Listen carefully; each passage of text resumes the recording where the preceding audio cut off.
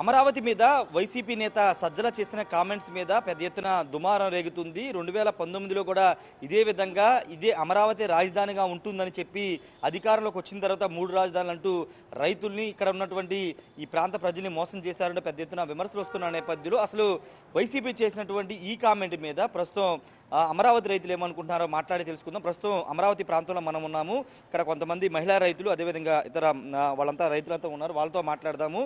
అధికారంలోకి వస్తే 2029 ఎన్నికల్లో గెలిచి అధికారంలోకి వస్తే జగన్ ఇక్కడ ఉండే అమరావతి నుండే పరిపాలన చేస్తారు, అమరావతి రాజధాని ఉంటుందంటూ సజ్జలు చేసిన కామెంట్స్ మీద ఏ విధంగా రియాక్ట్ అవుతారో చూద్దాం. మహిళా రైతులు ఉన్నారు, ముందు వాళ్ళతో మాట్లాడదాం. మీరు 5 ఏళ్ళు ఎన్నో పోరాటాలు చేశారు, అమరావతి కోసం జైలుకి వెళ్ళారు, కేసులు పెట్టించుకున్నారు, లాఠీ దెబ్బలు తిన్నారు. ఈరోజు మళ్ళీ మీ కూటమి వచ్చింది, ఇక్కడ రాజధాని నిర్మాణం ఇక్కడే జరుగుతుంది. కానీ సజ్జల రామకృష్ణారెడ్డి ఒక కామెంట్ చేశారు, మళ్ళీ అధికారంలోకి వస్తే ఈసారి 3 రాజధాని కాన్సెప్ట్ లేదు, అమరావతి రాజధాని ఉంటుందని కామెంట్ చేశారు. ఆ కామెంట్ మీరు ఎలా చూస్తారు? కామెంట్ అంటే ఇప్పుడు దాకా మరి అసలు ఇన్ని సంవత్సరాల నుంచి ఆయనకు రియలైజ్ అవ్వాలా. మరి ఎడారి అన్నాడు, శ్మశానం అన్నాడు, రాక్షసుల పరిపాలన, మొన్న మధ్య రీసెంట్గా రాక్షసులు ఉండారన్నారు. మరి ఇక్కడ ఈ రాక్షసులతో నువ్వు ఎట్ట ఏగుదామని, మరి ఇక్కడ రాజధాని పెడదాం, రాజధాని ఇక్కడే అని ఎట్ట మాట్లాడగలుగుతున్నావో. మళ్ళీ నేను అధికారంలో రావడానికి ఇంతకుముందు ఏదైతే 3 రాజధానులు అని చెప్పి వీళ్ళ మీద విషం చిమ్మానో ఆ విషమే నా మీద ప్రభావం చూపించింది. అందుకని చెప్పేసి ఇప్పుడు మళ్ళీ అమరావతిని ఏకైక రాజధాని అని అంటాను. మరి అట్లా అంటే కానీ మాకు మనుగడ ఉండదని చెప్పేసి ఇప్పుడు రియలైజ్ అయినట్టు మాట్లాడుతున్నాడు. సజ్జల రామకృష్ణారెడ్డి చేసేయన్నీ అభూత కల్పనలు, నిజ నిర్ధారణలు ఉండవు. ఇంతకుముందు జగన్మోహన్ రెడ్డి ఇల్లు గృహప్రవేశానికి వచ్చి కూడా అమరావతి రాజధాని ఇక్కడి నుంచి మార్చను అని అన్నాడు. ఏ రకంగా అయితే వాళ్ళు మాట తప్పను మడం తిప్పను అనే దానికి వారు రివర్స్ టెండరింగ్లో మాట్లాడతారు, రివర్స్ లాగా మాట్లాడతారని చెప్పి ఒక అవగాహన వస్తుంది జనానికి. మరి ఏదైనా సరే చేసే పని చెప్పరు, చెప్పిన పని చెయ్యరు అని జనానికి అర్థమైంది. కాబట్టే 11 సీట్లు ఇచ్చారు. ఇంకా కూడా ఇప్పుడు మా లిక్కర్ కేసులో మా ఎన్ని స్కాములు బయటకు వస్తున్నాయో దీన్ని అంతటినీ మసిపూసి మారేడుగా చేయాలి, జనాల్ని ఒక పక్కదారి పట్టించాలని చెప్పి అంటే ఏదో ఒకటి రేపు సోమవారం ఏదో సిట్టు 2వ వస్తుంది అంటున్నారు, జాబితా వస్తుంది అంటున్నారు. ఆ జాబితాలో మా మీద ఎంతమంది మీద ఎన్ని వస్తాయో అని చెప్పి అవన్నీ తెలుసుకో మళ్ళీ భయం పుట్టి ఇట్లా మాట్లాడితే దీనిలో పక్కదారి పట్టిపోతారని చెప్పేసి ఒక మాట అయితే మాట్లాడుతున్నాడు. ఇంకా వైసీపీ వాళ్ళని రాష్ట్రంలో నమ్మే పరిస్థితుల్లో ఇది నా రాష్ట్రంలోనే కాదు దేశంలో కూడా ఇంత మంచి పాలన చేసిన ముఖ్యమంత్రి ఎవరో తొగ్లక్ పాలన చేసినాడు ఎవడు అంటే మాత్రం మరి మాజీ సీఎం గారే వస్తున్నారు. అది గుర్తుపెట్టుకొని జనం ఎవ్వరు మిమ్మల్ని నమ్మే పరిస్థితుల్లో లేరయ్యా. మీ లిక్కర్ స్కాములు చూసుకోండి, మరి మీ వైను సైన్ అన్నీ చూసుకోండి, మళ్ళీ పైపెచ్చు వివేకానంద రెడ్డి హత్య కేసు చూసుకోండి. ఇవన్నీ చూసుకొని ఇంకా కూడా అమరావతి మీద విషం చిమ్మే ప్రయత్నం మాత్రం చేయొద్దు. మీకు ఇక్కడ దోసుకోవడానికి ఏమి లేవు. మరి వైజాగ్ పాలన అని చెప్పి వైజాగ్ మీద ప్రేమ పుట్టింది కదా, అప్పుడు మరి వైజాగ్ ఎన్ని పరిశ్రమలు తెచ్చాడో అర్థం కాల. ఆయన ఇంకో కామెంట్ కూడా చేశారు, అమరావతి రైతుల ప్లాట్లు అభివృద్ధి చేయాల్సిన అవసరం ఉంది, వాటిని కూడా మేము అధికారంలోకి వస్తే డెవలప్ చేస్తాం, రైతులందరూ ప్లాట్స్ అన్ని అభివృద్ధి చేస్తామని చెప్తున్నారు. పోయిన సంవత్సరం 5 సంవత్సరాలు అధికారంలో ఉండావు. ఒక పార్టీకి మధ్య జరిగిన వైరమే కానీ మరి రైతులు అయితే మరి రైతుల మీద మీకు ఏ విధమైన ఇది లేదు, మేము రైతులను బాగు చేస్తాం అన్నాడు. అయితే గత 5 సంవత్సరాల్లో మీ ప్లాట్లన్నా మీకు అభివృద్ధి ఇస్తానని అనకుండా ఈ ప్లాట్లని ఏదో ఒక విధంగా మరి సెంటు భూములు ఇచ్చి మరి లేకపోతే ఇక్కడ కొన్ని మట్టి రోడ్లు అమ్ముకోవటము, నీ ఇష్టం వచ్చినాడు పోసిన రోడ్లు నీ హయాంలో ఇక్కడున్న మాజీ ఎంపీ అమ్ముకున్నాడు అనమాట. ఇలా ఏ రకంగా అయితే అమరావతి మీద విషం చెబుతున్నాం జనం అందరికీ తెలుసు. ఎప్పుడు కూడా నిన్ను నమ్మే పరిస్థితుల్లో మేమే కాదు, రాష్ట్ర ఇది కూడా లేదు. ఒక ఇప్పుడు ప్రస్తుత ముఖ్యమంత్రిని ఒక మాజీ ముఖ్యమంత్రి దేనిలో బాయిలో దూకి సావమనే మాట మాట్లాడుతున్నాడు. ఇంతకు ముందు భూషకే అన్న మాటకే మరి పట్టాభిని ఏ రకంగా అయితే ఇచ్చేశారో పార్టీ ఆఫీస్ని ఏ రకంగా ధ్వంసం చేశారు. మీరు మాట్లాడి 4-5 రోజులు అయినా కూడా ఇప్పటికి కూడా వాళ్ళు ఏ చర్య తీసుకోలేదని చెప్పి ఇంకా రెచ్చిపోతున్నారు. నిన్న పాపం రోజా గారు కూడా బాగానే రెచ్చిపోతున్నారు. మరి మెడికల్ కాలేజీలు 17 తీసుకొచ్చామన్నారు. మరి ఇక్కడ రాజధాని కడటానికే మరి ఇన్ని సంవత్సరాలు పట్టిందా అన్నావు. మరి 17 మెడికల్ కాలేజీలు 17 చోట్ల ఉన్నాయి. మరి అవి ఎంత మాత్రం అభివృద్ధి చేశావో ఇప్పుడు చూపిస్తున్నారు. మీ పాలన అంతా దుష్ట పరిపాలన లాగా ఉండి జనం నమ్మకనే మీకు 11 సీట్లు ఇచ్చారు. ఇంకా దాన్ని ఆ 11 సీట్లు కూడా మాకు వదని చెప్పేసి దానికి రావాలని చూస్తున్నారని ఈ రకంగా రాష్ట్రం మీద బురద జిమ్ముతున్నారు. హంద్రీనేవా నీళ్లు ఇయటానికి ఇన్ని సంవత్సరాలు రాయలసీమ అభివృద్ధి కోసం రాయలసీమ బిడ్డగా నువ్వేం చేయలేకపోయావు. ఇవాళ హంద్రీనేవా నీళ్లు ఇస్తే అది డమ్మీ. మరి ఇంతకుముందు నేనెట్టా అయితే డమ్మీ నీళ్లు నడిపాను, వీళ్ళు కూడా అంతే నడుపుతారన్న ఒక ఆలోచనతోటి నువ్వు ఏ రకంగా అయితే చేసావో జనం చూస్తున్నారు. నీకు తగిన గుణపాఠం చెప్పడానికి ప్రజలు సిద్ధపడ్డారు, ఆల్రెడీ చెప్పారు, ఇంకా కూడా చెప్పడానికి సిద్ధంగానే ఉన్నారు. మీరేం చెప్తారంటే నమ్మకం ఉందా వైసీపీ అంటే అధికారంలోకి వచ్చిన తర్వాత మూడు రాజు కాన్సెప్ట్ తీసుకొచ్చింది. ఇప్పుడు ఆ నిర్ణయం సరైనది కాదు, ప్రజలు వ్యతిరేకించారు మూడు రాజధానులని భావించి ఆ నిర్ణయాన్ని వెనక్కి తీసుకుని మళ్ళీ అమరావతి రాజధానిని ఆ పార్టీ చెబుతుంది. రైతులుగా, భూములు ఇచ్చిన రైతులుగా మీకు నమ్మకం ఉంది ఒకవేళ ప్రభుత్వం మారిన తర్వాత అయినా ఒకవేళ వైసీపీ వస్తే నిజంగా అమరావతి ఇక్కడే ఉంటుంది అనుకుంటున్నారా? ఉండదండి. ఎందుకంటే జగన్మోహన్ రెడ్డి గారిని 15 to 19 వరకు ఒక రకంగా చూసాము. 19 నుంచి అమరావతి ఇక్కడే ఉంటుందని చెప్పి 6 నెలల తర్వాత ఆయన గెలిచిన తర్వాత ఇక్కడ కాదు 3 రాజధానులు పెట్టాలి, మొత్తం కూడా అభివృద్ధి జరగట్లేదు, హైదరాబాద్ తరహా 5 మంది కూడా అని చెప్పుకొచ్చి ఆయన మాయ మాటలు చెప్పి జనం చేత 150 గజాలు ఎక్కువ ఇస్తాను మీ అందరికీ, ఫ్లాట్లు వద్దన్న వాళ్ళకి మీకు ఎకరాలు ఇచ్చేస్తా, పొలాలు చేసుకోండి, ఫ్లాట్ల మధ్యలో అయినా అని చెప్పి అబద్ధాలు చెప్పి మంగళగిరి, తాడికొండ నియోజకవర్గంలో భూములు ఇచ్చిన మా 2 నియోజకవర్గాల్లో గెలవాలని అబద్ధాలు చెప్పి గెలిచిన మోసగాడు ఎవరన్నా ఉండారంటే మాజీ సీఎం జగన్మోహన్ రెడ్డి. మోసం చేసి మమ్మల్ని మళ్ళీ అధికారంలోకి వచ్చాక 1631 రోజు మమ్మల్ని కూర్చోబెట్టాడంటే నేను ఎన్ని రోజులు ఉండానో చంద్రబాబు అడగగానే భూములు ఇచ్చిన నేరానికి మీకు ఇదే పనిష్మెంట్ అని చెప్పేసి మమ్మల్ని రోడ్ల మీద కూర్చోబెట్టి కొట్టిన సాటు కొట్టకుండా మొగాళ్ళని కొట్టాడు, ఆడాళ్ళని కూడా కొట్టాడు, మా చీరలే లాగారు. ఇవన్నీ మర్చిపోయాం అనుకుంటున్నావు అయ్యా సజ్జల రామకృష్ణారెడ్డి, సకల శాఖ మంత్రి. పాప మా అబ్బాయి నవ్వినా అమ్మాయి దుమ్మినా రెడీగా వస్తావు, ముఖ్యమంత్రి పెళ్ళాం ఏది చేసినా నువ్వు వచ్చి ముందు కూర్చుంటావు మీడియా ముందు. నీకు ఏమొచ్చింది మరి? పోయినసారి అనొచ్చు కదా ఇక్కడే ఉంటుంది అయ్యా అమరావతి జయమని, ఎందుకు అనలా నువ్వు ముఖ్యమంత్రిని? ఇవాళ వచ్చి నువ్వు ముఖ్యమంత్రి కంటే 3 రాజధానుల కాన్సెప్ట్ అసలు లేదంట అంత ముందు. తర్వాత అనుకున్నా అంట అసలు ఆయనకి లేకపోతే విశాఖపట్నం వెళ్తామని ఎడ చెప్పావు.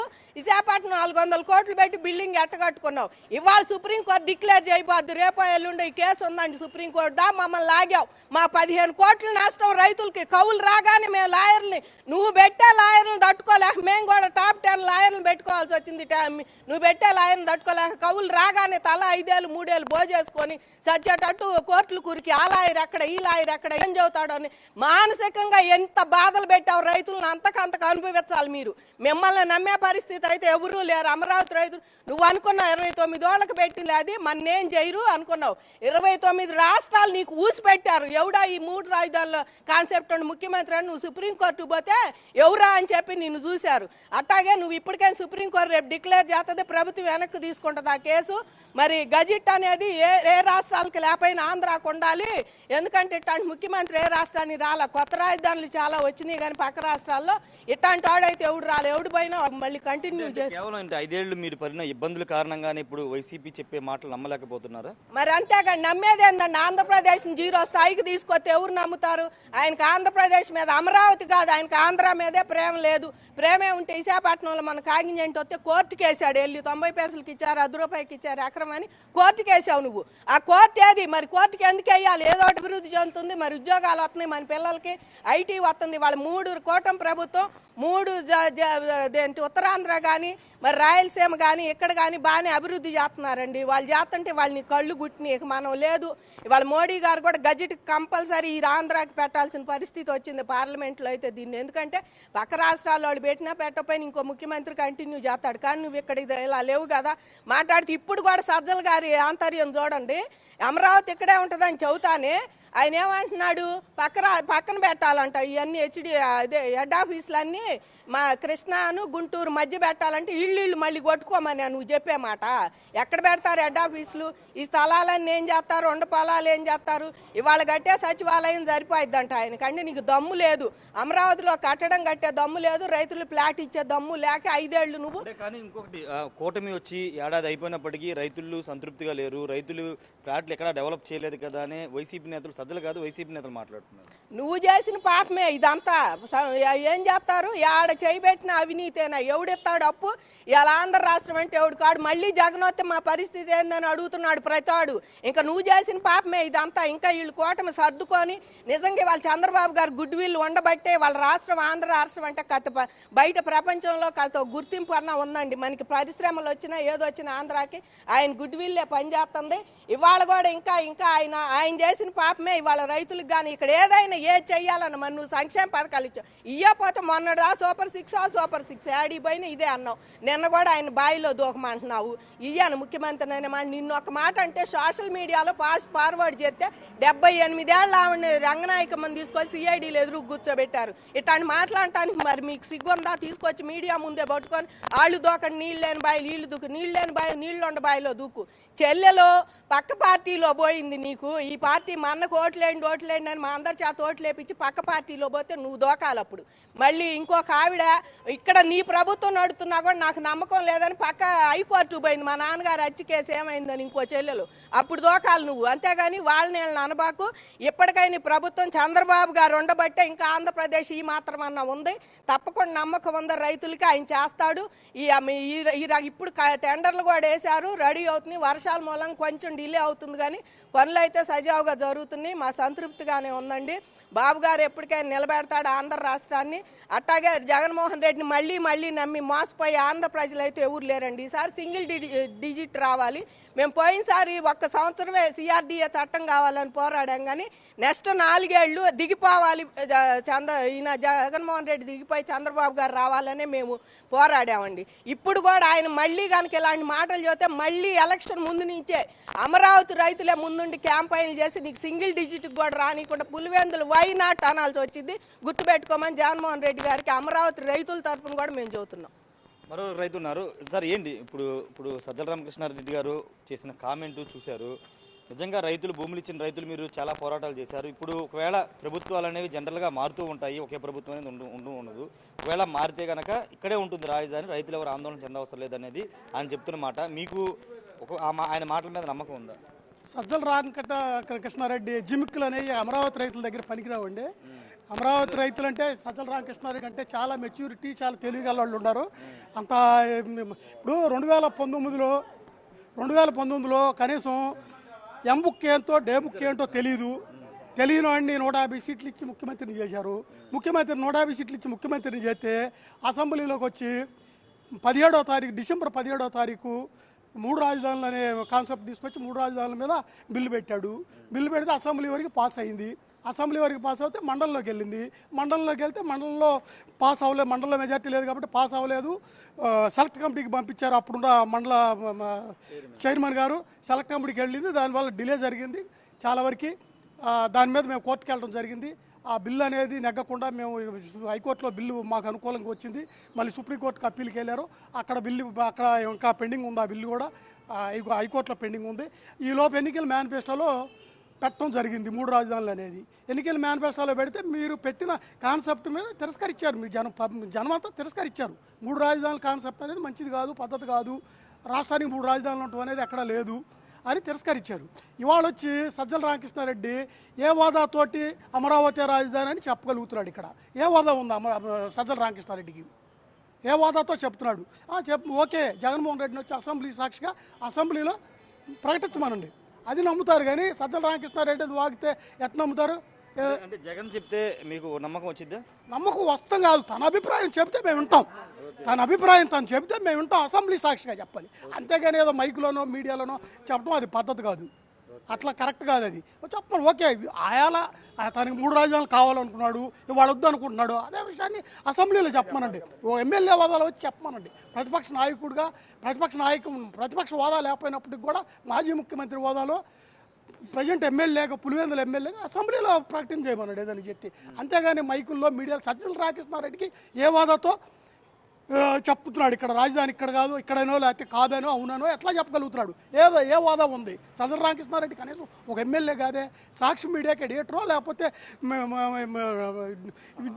సలహాదారో మాకైతే తెలియదు. తన హోదా ఏంటి అసలు? తను ఇక్కడ రాజధాని ఇక్కడే ఉంటుంది అనడానికి, లేదని అనడానికి సజ్జల రామకృష్ణారెడ్డి ఏ హోదాతో చెబుతున్నాడు? అది కరెక్ట్ కాదు. అది మీకైతే నమ్మకం అయితే లేదు వైసీపీ చేసే వ్యాఖ్యల మీద? వాళ్ళ వ్యాఖ్యల మీద మాకైతే నమ్మకం లేదు. ఎందుకంటే ఇంత జరిగింది, మేము డబ్బులు వేసుకొని కోర్టులకు వెళ్ళి నానా హింసలు పడ్డాం, పాదయాత్ర చేసాం. అమరావతి ఉద్యమం వైసీపీ పార్టీ ఓడిపోవడానికి ముఖ్యమైంది, చివరికి ముఖ్యమైంది. అమరావతి ఉద్యమం వల్లే వైసీపీ పార్టీ పోయింది.